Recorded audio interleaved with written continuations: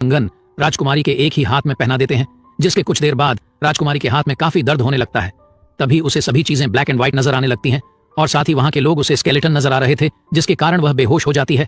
फिर उसके बाद महाराजा एक ज्योतिषी को बुलवाकर राजकुमारी टुरनडॉट का चेकअप करवाते हैं, जिस पर ज्योतिषी उन्हें बताता है कि ये एक श्रापित कंगन है और ये कंगन धीरे धीरे राजकुमारी का खून चूसता रहेगा जब तक वह मर नहीं जाती, और उन्हें ये कंगन राजकुमारी के 18 साल होने से पहले ही उतारना होगा, वरना ये 18 साल की उम्र में मर जाएगी।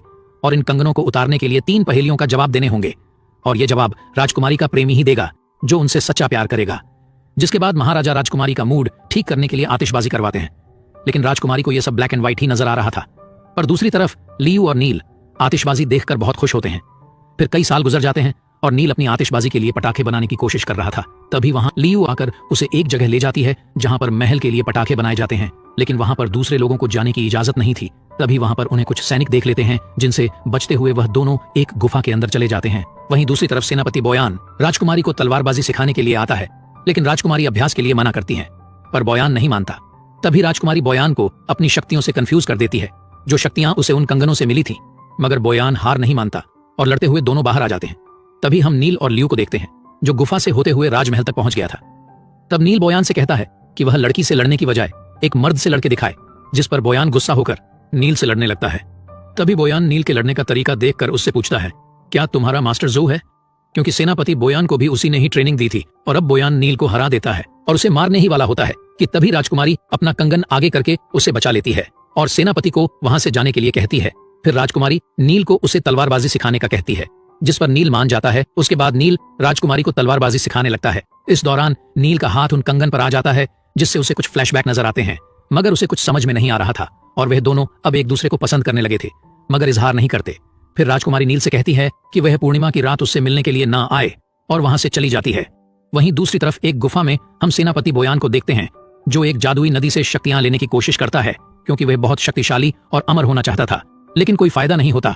तब वहीं ज्योतिष उसे बताता है कि वह राजकुमारी टुरनडॉट से शादी कर ले, जिसके बाद यह साम्राज्य उसका हो जाएगा। फिर दूसरी तरफ हम नील को देखते हैं, जो पूर्णिमा के दिन राजकुमारी से मिलने के लिए जाता है, जहां वह राजकुमारी को बंधा हुआ देखकर उसे खोलने की कोशिश करता है। तब राजकुमारी उसे वहां से जाने के लिए कहती है, लेकिन नील को लगता है कि किसी ने राजकुमारी को मारने के लिए बांधा है, इसीलिए वह उसे खोल देता है। जिसके बाद राजकुमारी नील पर हमला कर देती है और उसे मारने ही वाली होती है कि तभी वह खुद को किसी तरह रोककर नील को वहां से जाने का कहती है। तब नील वहां से चला जाता है। फिर अगले दिन महाराजा अपनी बेटी टुरनडॉट के पास आकर उसे बताते हैं कि लॉन्गफू राज्य के राजकुमार उसके लिए रिश्ता लेकर यहाँ आ रहे हैं, जिसे सुनकर राजकुमारी टुरनडॉट को अजीब लगता है और अपने पिता को कहती है कि राजकुमार का भाई उसकी वजह से मारा गया था और अब वह रिश्ता लेकर आ रहा है। लेकिन महाराजा नहीं सुनते और राजकुमारी को तैयार होने के लिए कहते हैं। वहीं दूसरी तरफ लॉन्गफू राज्य के राजकुमार महल की तरफ आ रहे थे। तभी वहां पर उनके सोने का खंजर लियू और उसका दोस्त चुरा लेते हैं। तब राजकुमार और उसका सैनिक उनका पीछा करने लगता है और इस दौरान बाजार में बहुत तोड़फोड़ होने लगता है, जिसकी वजह से एक बांस का टावर राजकुमार के ऊपर गिरने लगता है। लेकिन तभी नील राजकुमार को बचा लेता है और चुराया हुआ सभी सामान उनसे लेकर राजकुमार को दे देता है, जो देखकर राजकुमार उसे अपना भाई बना लेता है। फिर अगले दिन राजकुमार राजकुमारी टुरनडॉट से मिलने जाता है और मिलते ही वह राजकुमारी के ऊपर खंजर से हमला करता है, लेकिन राजकुमारी अपने तेज रफ्तार से खुद को बचा लेती है, जिसके बाद राजकुमार को बंदी बना लिया जाता है। असल में राजकुमार अपने भाई का बदला लेने के लिए यहाँ पर आया था। अब महाराजा राजकुमार को कहते हैं कि अगर वह 3 पहेलियों का सही जवाब देगा तो उसे छोड़ दिया जाएगा, लेकिन राजकुमार जवाब देने से इनकार करता है और कहता है कि इससे अच्छा तुम मुझे मार दो। जिसे सुनकर नील कहता है कि राजकुमार के बदले वह जवाब देगा, क्योंकि राजकुमार ने उसे अपना भाई माना है और अगर जवाब नहीं दे पाया तो मरने के लिए भी तैयार है। अब उससे पहला पहेली का जवाब पूछा जाता है। तब नील अपनी आंखें बंद करता है और उसे उस जंग के फ्लैशबैक दिखाई देते हैं, जहां उसकी मां उसे बचाते हुए उसे कुछ कह रही थी, लेकिन जवाब का वक्त खत्म हो जाता है और उसे मारने के लिए ले जाया जाता है। तभी नील जवाब दे देता है और हम देखते हैं कि राजकुमारी का एक कंगन टूट जाता है। अब ये देखकर महाराजा खुश हो जाते हैं और नील को छोड़ देते हैं। दूसरी ओर सेनापति बोयान उस कंगन का एक टुकड़ा अपने पास रख लेता है। अब नील वापस जाकर मास्टर जो से सच बताने का कहता है, क्योंकि उसे पता चल गया था कि वह मालविया का राजकुमार है। उसका नाम नील नहीं बल्कि कलाफ है। अब मास्टर जो नील को सच्चाई बताकर उसे यहाँ से भाग जाने का कहते हैं, लेकिन कलाफ नहीं मानता। वहीं दूसरी तरफ सेनापति बोयान अपने सैनिकों को कहता है कि कल अगर नील ने सही जवाब दिया तो आतिशबाजी मत होने देना, ताकि नील को मार दिया जाए।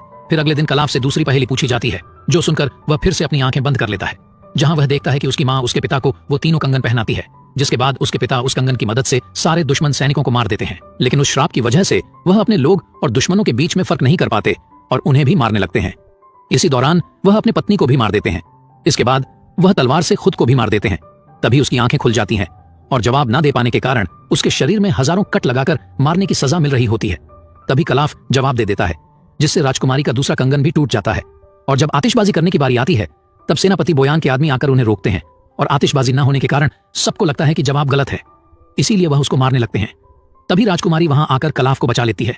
उसके बाद हम देखते हैं कि सेनापति बोयान दूसरा कंगन का टुकड़ा भी अपने पास रख लेता है और अपने आदमियों को कलाफ के बारे में पता लगाने के लिए भेजता है। फिर अगले दिन कलाफ मास्टर जो की बात मानते हुए ल्यू के साथ वहां से भागने का फैसला करता है, क्योंकि उसे पता चल गया था कि उसके माता पिता को महाराजा ने ही मरवाया था।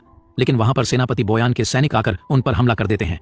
तभी फिर से राजकुमारी वहां आकर उन्हें बचा लेती है और कलाफ को धमकी देती है कि अगर उसने आखिरी पहेली का जवाब नहीं दिया तो वह उसे मार देगी, और उससे आखिरी पहेली पूछती है, जिस पर कलाफ खुद ही उसकी तलवार को अपने सीने में घुसा लेता है और जवाब भी दे देता है। जिसके बाद राजकुमारी का आखिरी कंगन भी टूट जाता है और वह श्राप से मुक्त हो जाती है। फिर कलफ को महल में ले जाकर उसका इलाज किया जाता है। तभी हकीम बताता है कि उसका दिल दाईं तरफ है, इसीलिए वह बच गया है। फिर सबके जाने के बाद राजकुमारी वहां पर आती है और कलफ को शुक्रिया कहकर उससे शादी के लिए पूछती है, जिस पर कलफ उससे कहता है कि अगर वह उसके बारे में सारी जानकारी ले आएगी तो वह उससे शादी कर लेगा। वहीं दूसरी तरफ हम सेनापति बोयान को देखते हैं, जो उन तीनों कंगनों के टुकड़ों को लेकर उस जादुई पानी में जाता है, जिससे वह बहुत शक्तिशाली और अमर बन जाता है। तब वहीं ज्योतिष उसे बताता है कि उसे सिर्फ कंगन का मालिक ही मार सकता है। जिसके बाद बोयान ज्योतिष को मार देता है, क्योंकि वह कोई भी सबूत नहीं छोड़ना चाहता था। फिर हम देखते हैं कि महाराजा को कलफ के बारे में सब कुछ पता चल गया था, इसलिए वह कलफ को मारने का आदेश देते हैं। तभी राजकुमारी वहां आकर बताती है कि ये सब सेनापति बोयान की गलती है, क्योंकि उसने मालविया के साथ कोई बातचीत नहीं की थी, बल्कि सीधा हमला किया था। तब ये सुनकर सेनापति बोयान अपने सैनिकों के साथ उन पर हमला कर देता है और वहां पर लड़ाई शुरू हो जाती है। इसी दौरान राजकुमारी और कलाफ भागकर एक गुफा में आ जाते हैं। तभी वहां पर कलाफ एक तलवार से बोयान पर हमला करता है, जिसमें राजकुमारी का खून लगा हुआ था, जिसके कारण उसकी मौत हो जाती है, क्योंकि उन कंगनों का असली मालिक राजकुमारी टुरनडॉट थी। जिसके बाद हम देखते हैं कि राजकुमारी टुरनडॉट कलाफ से अपने प्यार का इजहार